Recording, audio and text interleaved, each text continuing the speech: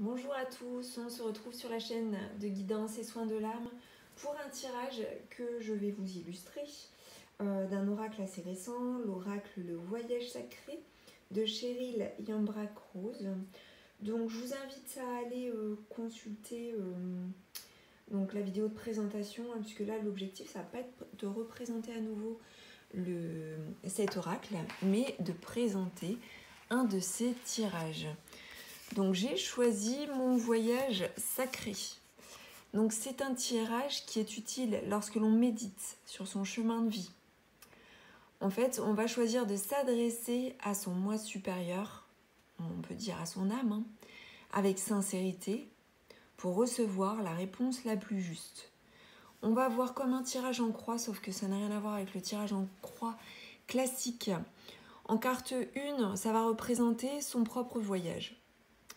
Donc ça peut être, vous pouvez vous poser la question du chemin de vie de votre naissance à la fin de votre vie, mais vous pouvez aussi vous poser la question de votre chemin de vie par rapport à une problématique particulière. Qu'elle soit sociale, qu'elle soit professionnelle, qu'elle soit sentimentale, qu'elle ait un rapport avec le matériel ou avec le spirituel. Voilà. L'important, c'est vraiment de se connecter, de se concentrer vraiment sur la problématique en lien avec son chemin de vie, son voyage. Et donc là, la carte 1, elle va renvoyer donc au voyage. Et on va la mettre donc au centre du tirage. Ensuite, on va les poser toutes les autres cartes autour. Donc 2, 3 et 4 et 5, voyez. Donc la 2, ça sera sur quoi finalement on doit se concentrer pour atteindre ses objectifs. En 2. En 3, de quoi ai-je peur? En 4, le message du moi supérieur. Et en 5, quels sont les problèmes qu'il faut résoudre pour pouvoir aller de l'avant. Donc 1, 2, 3, 4 et 5. Hein, donc mon voyage sacré. Donc je vais illustrer en faisant un tirage pour moi. Hein. Comme ça, en fait, je pense que ça pourrait être... déjà, ça me sera utile. Et ça pourrait être utile aussi donc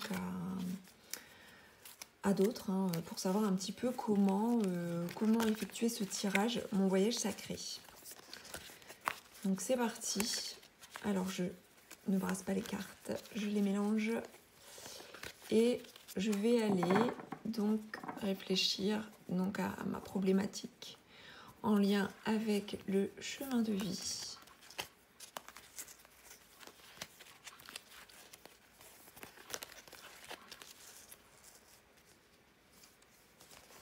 Et ça sera celle-ci que je vais placer donc au centre. Hop. Ensuite, en position 2, donc en position 2, donc la carte sur quoi dois-je me concentrer pour atteindre mes objectifs.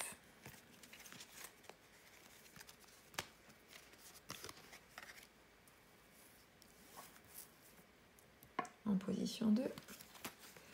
En position 3, de quoi ai-je peur?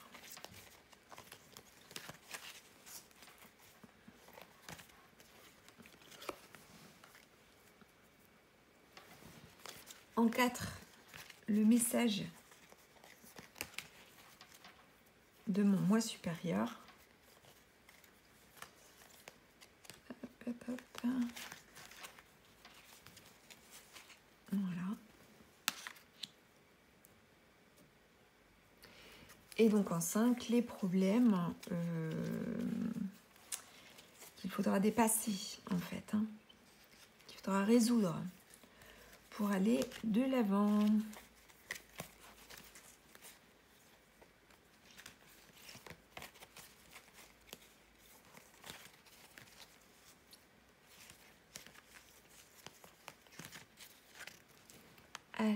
Allons-y. C'est parti. Donc, alors vous voyez pas l'intégralité des cartes, enfin du tirage. Donc la carte 1. La carte 1, donc mon voyage, le voyage de mon chemin de vie, c'est l'amour durable. Alors l'amour durable, ça me parle puisque bien dans ma quête spirituelle et même je dirais de terrestre, il y a cette recherche, cette recherche de voyage vers cet amour enfin durable, cet amour dans la continuité, dans le temps, un peu je dirais comme dans l'éternité, comme pour l'éternité, sauf que eh bien voilà, cet amour durable doit faire face en fait à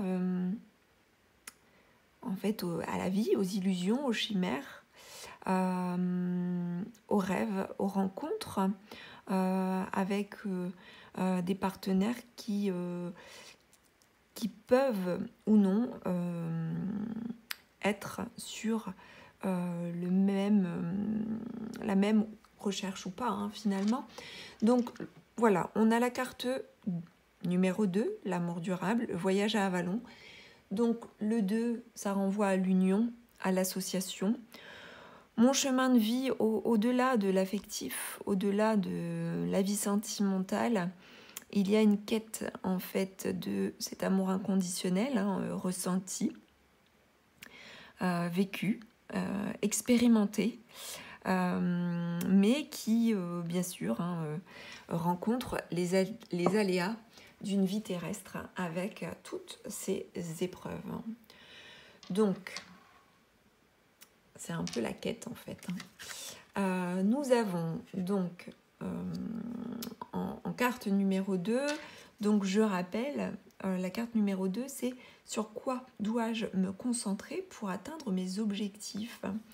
Donc nous avons la carte 36 de la contemplation. La contemplation, c'est la contemplation de soi, la contemplation de l'autre, des autres, du monde, de ce qui existe, du réel, mais aussi de l'imaginaire. Et pour atteindre finalement cette quête, c'est d'être finalement vraiment dans cette recherche, dans cette quête aussi et dans cette contemplation. Contemplation de soi, introspection, contemplation des autres et de leur comportement, contemplation de l'autre, de son autre en fait, hein, ou de mon autre, ou des autres dans le sens plus large par rapport au monde environnant, par rapport à la société aussi. Donc, et par rapport en fait à tout ce qui existe, que ce soit en bien et en mal. Donc c'est vraiment une observation aussi, une analyse profonde de soi, du monde qui entoure. C'est cette contemplation qui permet finalement d'aller vers cet amour durable, mais c'est aussi cette contemplation pour prendre le temps d'analyser des situations également. De quoi ai-je peur ? De transformer l'environnement. Transformer son environnement, c'est effectivement peut-être tout bouger, mettre du bazar, bouger dans le sens environnement de vie, mais aussi transformer à la fois son lieu de vie, mais transformer aussi sa routine, ses routines, son quotidien, sa façon de voir et de faire, c'est tout bousculer en fait. Et là, avec le serpent arc-en-ciel, on a cette notion de transformation profonde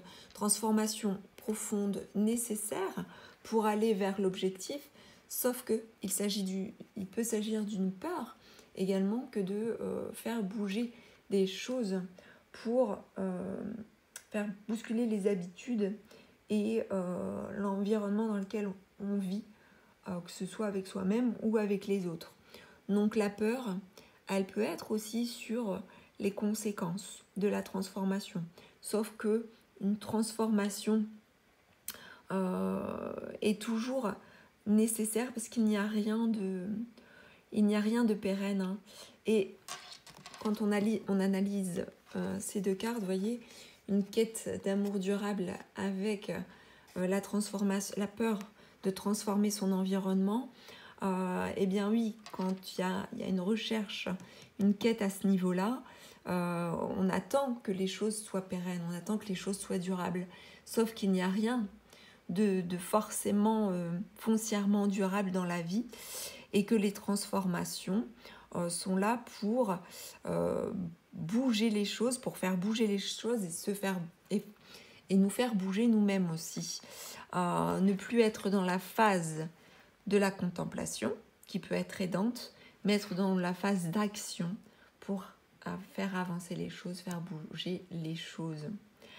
Ensuite, nous allons passer à la carte numéro 4, hein, le message de mon âme, de mon moi supérieur. Prêtez attention aux signes, les prophéties des ancêtres. Alors là, c'est la guidance de mes guides, mais également de mes ancêtres qui me mettent sur la voie, qui me montrent les choses, qui m'aident à contempler aussi la vie et ce qu'il se passe, à contempler cet amour, durable ou non durable, et qui m'éveille à cet amour inconditionnel qui fait que finalement, eh bien, il y a un lien entre ce que je perçois, ce que je ressens, ce qui m'est envoyé et que je détecte comme des signes pour avancer sur mon chemin de vie et pour avancer vers cet objectif. Donc oui, là, en fait, cette guidance est vraiment très opportune pour moi, là, en l'occurrence, dans le sens où, effectivement, mon intuition, mes perceptions sont fortes, sauf que j'ai mis des années à pas me faire suffisamment confiance et mes guides sont là pour me faire bouger, me faire remuer, faire transformer des circonstances, transformer mon propre environnement pour me transformer moi et transformer les autres aussi, pour qu'il y ait du bon pour moi comme pour l'entourage. Donc cette guidance me parle vraiment. Ensuite, donc quels seraient les problèmes à dépasser pour pouvoir aller de l'avant? C'est de découvrir la vérité et d'accepter la vérité. La vérité se fait jour. Donc, il y a une vérité, il y a des vérités, il y a sa propre vérité et la vérité des autres. Il est important d'accepter la vérité, même si celle-ci, encore une fois, peut tout faire chavirer, peut tout faire transformer, sauf que tout a un sens et que c'est toujours pour finalement évoluer et progresser à mon sens. Donc oui, les problèmes, alors si on l'analyse cette carte numéro 5 comme des problèmes à résoudre pour aller de l'avant, c'est effectivement peut-être d'aller à la découverte de cette vérité, de l'accepter telle qu'elle est et de pouvoir être éclairé par elle et cheminer pour accepter tout ce qui se présente, accepter l'instant présent également et accepter que les choses ne puissent pas être durables finalement. Donc voilà, donc ce tirage qui s'intitule pour rappel Mon voyage sacré. Alors je vous l'ai illustré en faisant un tirage personnel pour que ce soit spontané et pour aussi vous donner mon avis sur ce qui se présente. Et là on est dans le 1000. On est dans le 1000 pour moi parce que c'est exactement ce que je vis en termes de chemin de vie et en termes d'expérience actuelle d'ailleurs. Et du coup, ça peut vous donner un éclaircissement, un éclairage sur ce que peut être ce tirage pour vous aider à vous éclairer sur votre chemin de vie et sur ce qui se présente actuellement en termes d'expérience à vivre. Et donc du coup, moi je suis complètement satisfaite de ce tirage. Je pense que ce tirage peut être, comme je vous le disais, utilisé par rapport à son chemin de vie, bien évidemment, dans un sens général, mais aussi par rapport à une problématique actuelle que vous rencontrez, chose que j'ai faite pour ce tirage. Voilà les amis, j'espère que ce petit tirage, cet exemple en fait vous aura plu. N'hésitez pas à commenter, à partager, à liker et à vous abonner à ma chaîne. N'hésitez pas aussi à me faire part de vos expériences concernant cet oracle. Et au plaisir de vous retrouver pour une autre vidéo et pour échanger avec vous. À très bientôt les amis, au revoir.